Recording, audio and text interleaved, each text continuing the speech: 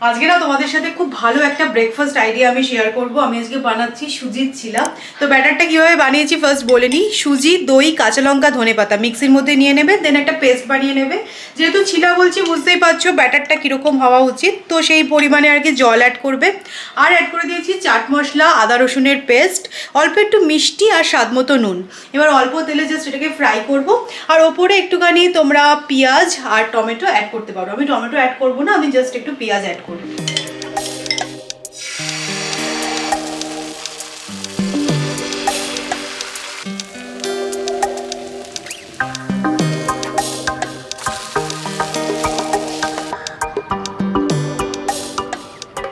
Good morning everyone, welcome back to the channel. সকাল সকাল কিন্তু একজনের সাথে আমার বেশ ভালো রকম ঝগড়া হয়ে গেল, মানে ব্রেকফাস্ট বানাতে বানাতে ঝগড়া হয়ে গেল।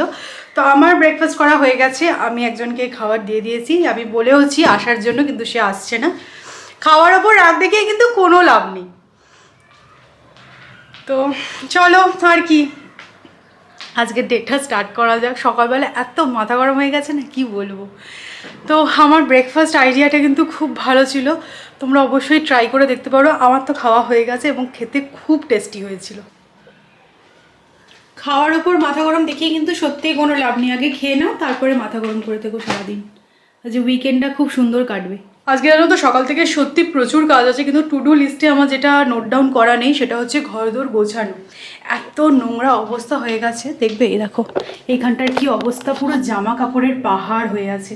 তো এইগুলো ভাবছি একটু আমি ঠিকঠাক করে নিই, ততক্ষণে যদি স্যারের মাথা ব্যথা ঠান্ডা হয় তারপরে দেখা যাবে। আমি আর কিছু মানাতে পারবো না, কারণ আমি ব্রেকফাস্ট দেওয়ার কথা ছিল, আমি দিয়ে দিয়েছি। আমি তোমাদেরকে বলছি কী নিয়ে ঝামেলাটা হয়েছে। ঝামেলাটা হয়েছে হচ্ছে ক্যামেরা নিয়ে শ্যুট হবে না মোবাইল দিয়ে শ্যুট হবে। তো আমি বলছি না, ক্যামেরা যখন এসে গেছে ক্যামেরা দিয়ে শ্যুট হোক, কিন্তু সৌরভের বক্তব্য হচ্ছে ওয়াইড অ্যাঙ্গেলে সুন্দর লাগবে, মোবাইলে শ্যুট হোক। এটা নিয়ে মানে এমন চিৎকার করলো, আমারও মাথা গরম হয়ে গেছে, আমিও চিৎকার করে দিয়েছি। তো সব মিলিয়ে একদম পুরো একদম কেচিয়ে গেছে ব্যাপারটা।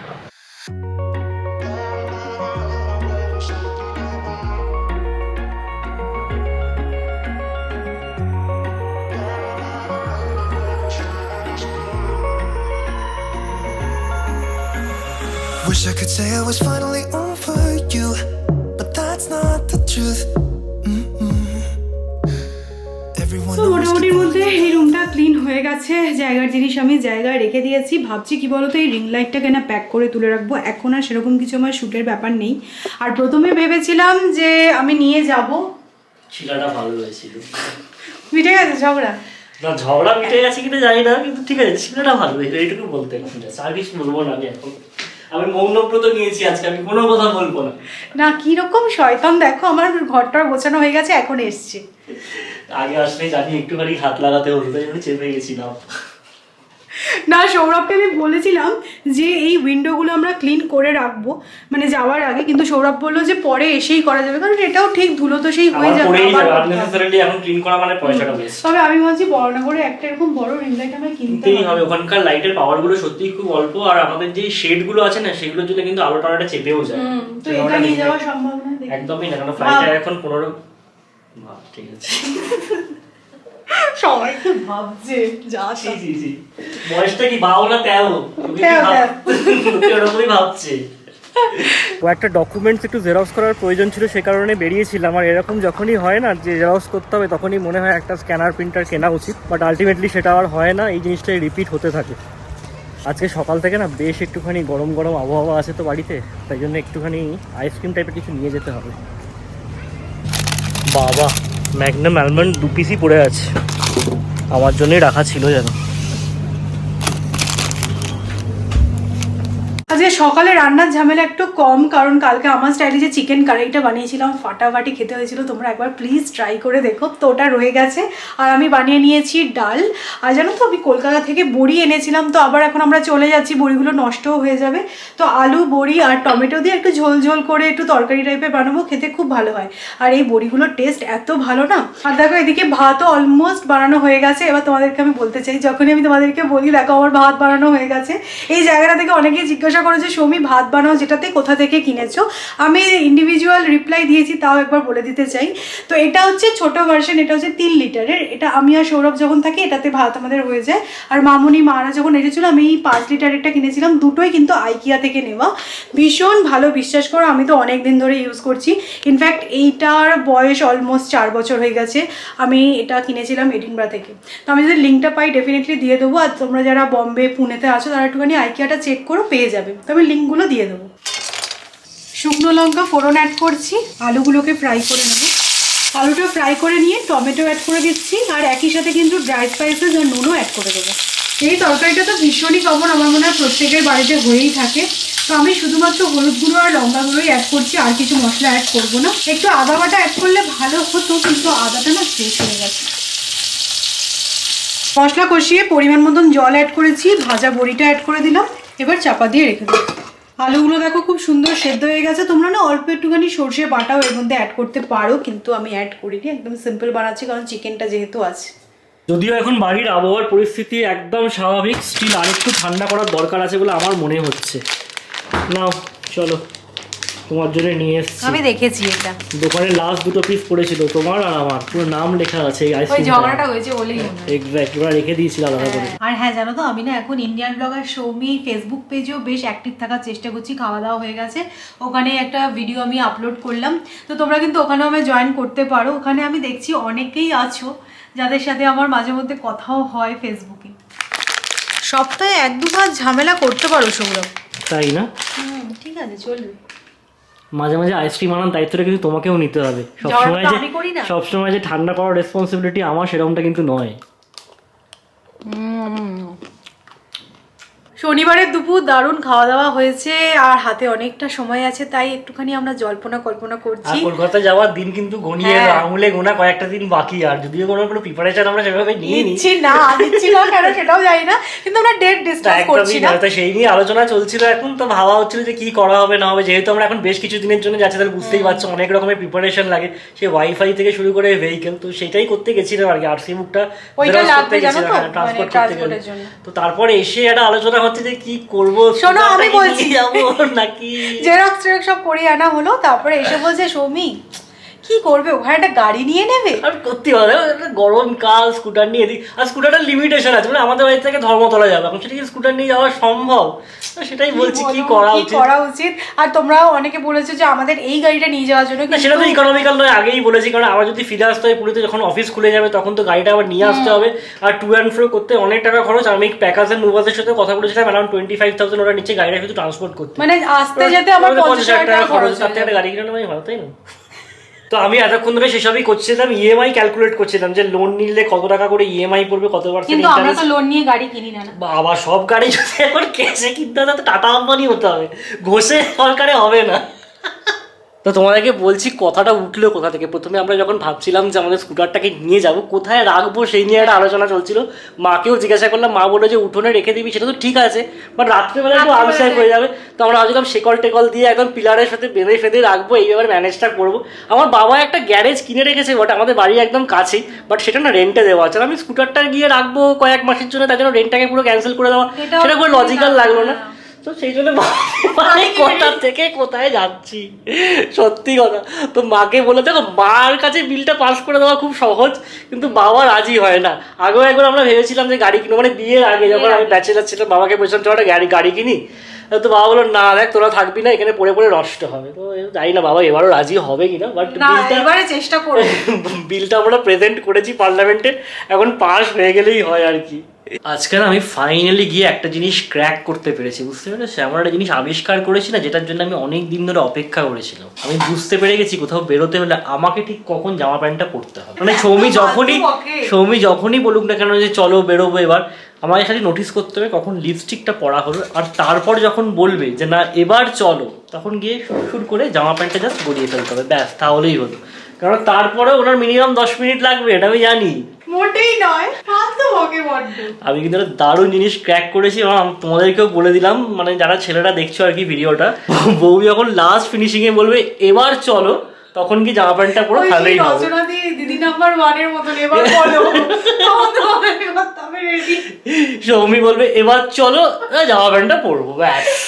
আমার সেই স্বাদের বগুনভিলা গাছ তোমাদেরকে দেখাতে চাই। দেখো আমি না নিচে আমাদের এই সোসাইটি গার্ডেনে রেখে দিয়ে গেছিলাম, ফুল হয়েছে কিন্তু একটু পাতাগুলো একটু শুকিয়ে শুকিয়ে মতন গেছে, মনে হয় রোদ পেয়েছে আজকে বিশাল, তবে ভালো আছে। হ্যাঁ আমাদের ডিসিশনটা ঠিকই ছিল বল, নিচে রেখে যাওয়ার। একদমই তাই। খালি একটা কথা বুঝতে পারছি না, এখানে না ডবল টু এলো করতে গিয়ে। আমার কি মনে হচ্ছে বলো তো, তুমি মনে এটাকে নামানোর সময় না তোমার মাথা থেকে খুলে পড়ে গেছে। যত উল্টোপাল্টা কথা। না গাছটা ঠিকঠাক আছে। হ্যাঁ কলকাতা থেকে এসে নেব, থাক। আরো দু একটা যেটা আছে না, সেটা মনে হচ্ছে নিচে নামিয়ে দিয়ে গেলে বেটার হবে। চলো। 6:30 বেজে গেল, ভেবেছিলাম একটুখানি আর্লি বেরোবো, সে আর হলো না। তো যাই হোক, কোথায় যাচ্ছি তোমাদেরকে আমি বলি। আমি সবসময় বলি ইউটিউব হচ্ছে আমার এক্সটেন্ডেড ফ্যামিলি। তো এই ফ্যামিলির একজন খুদের সদস্যর জন্মদিনের ইনভিটেশন আমি আর সৌরভ পেয়েছিলাম, কিন্তু আনফর্চুনেটলি ওই সময় আমরা কলকাতায় থাকবো না। তো আমি ভাবলাম যে একটুখানি গিফটটা কিনে দিই, কেননা বুঝতেই পারছো ছোটো বাচ্চার গিফট এরকম ডিউ আমি রাখতে পারবো না। তো এখন যাচ্ছি হ্যামলিজ, ওখান থেকে কিছু টয়েস কিনবো আর ভাবছি আমি পার্সেল করে দেবো। তো এটাই আপাতত প্ল্যান। আসলে কী বলো, ল্যাদ খেয়ে গেছিলাম, ঘুম থেকে উঠে এবার ঠিক আছে এবার যাই। তো চলো যাওয়া যাক নাকি। ফাইনালি আমরা বেরিয়েছি। হ্যাঁ ফাইনালি আমরা বেরিয়েছি। লাস্ট 45 মিনিট ধরে আমি শুনছি যে যেতে হবে। ফালতু বকে।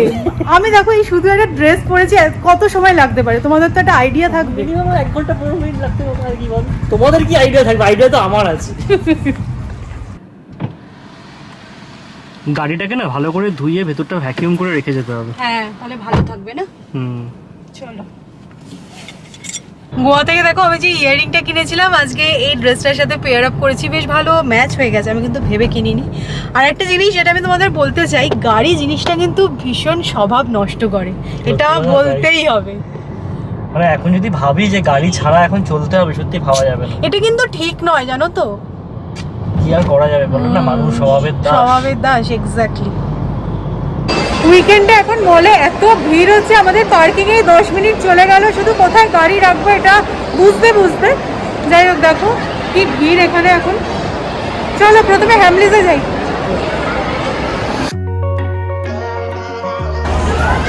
অ্যাভেঞ্জারের এই কার্টুনগুলো দেখো, বেশ ভালো না? পাওয়ার রেঞ্জার, আইডিয়া নেই, একদমই জিরো নলেজ। আমি অ্যাভেঞ্জার বললাম কিন্তু এটা আসলে পাওয়ার রেঞ্জার। যাই হোক, খুব ভালো আইডিয়া। ও হালকের এই ফিগারটা দেখো, অসাধারণ। আমার খুদের সদস্য হচ্ছে মানে ছেলে, বুঝলে তো, তাই জন্য মানে এরম টাইপের জিনিস আমার মনে হচ্ছে ওর পছন্দই হবে। এটা ভালো লাগছে। আমার দেখো আইব্রো পেন্সিলটা আর কি শেষ হয়ে গেছিলো, তো ওই একটা লরিয়ালের আইব্রো পেন্সিল নেওয়ার ছিল। আমি না এর আগে ইউজ করতাম এলফের একটা আইব্রো পেন্সিল রেগুলার ইউজের জন্য, তো ওটার থেকে দেখলাম এই লরিয়ালেরটা বেশি ভালো। চলো শপিং তো হয়ে গেছে, আমি গিফটটা তো দেখাতে পারবো না বুঝতেই পারছি, কারণ সবাই ব্লগ দেখে, বাট আশা করছি ভালোই লাগবে। আর আমার ওই আইব্রো পেন্সিলটা নেওয়ার ছিল, দ্যাটস ইট।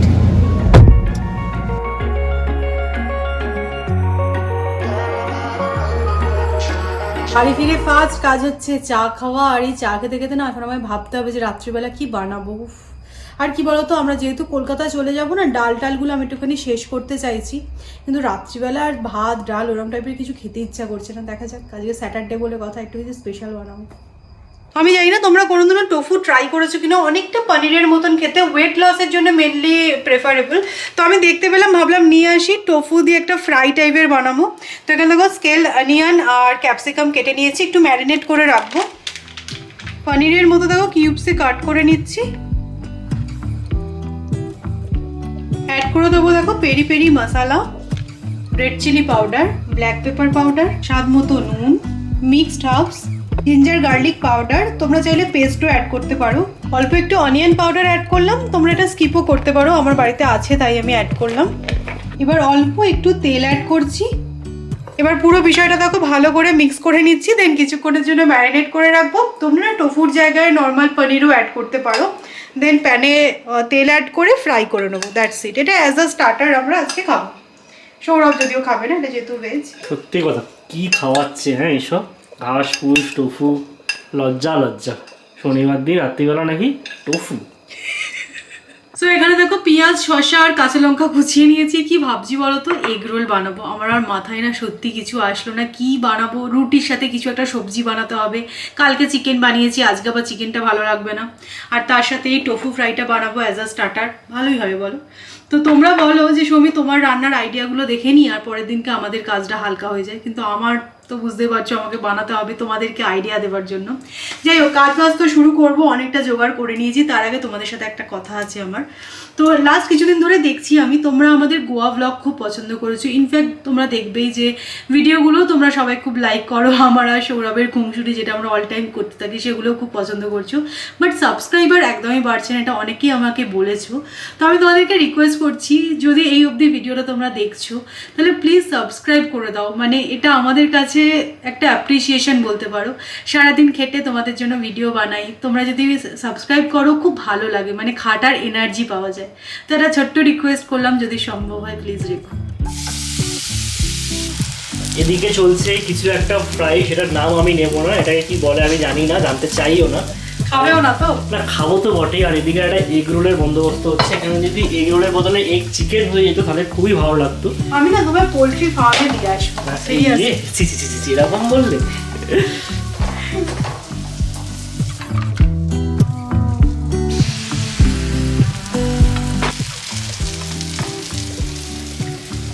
পুরো পাকা হাতের রোল বানাচ্ছে আমাদের চুমকি রোল সেন্টারের মালকিন। কোনো এদিক ওদিক হবে না।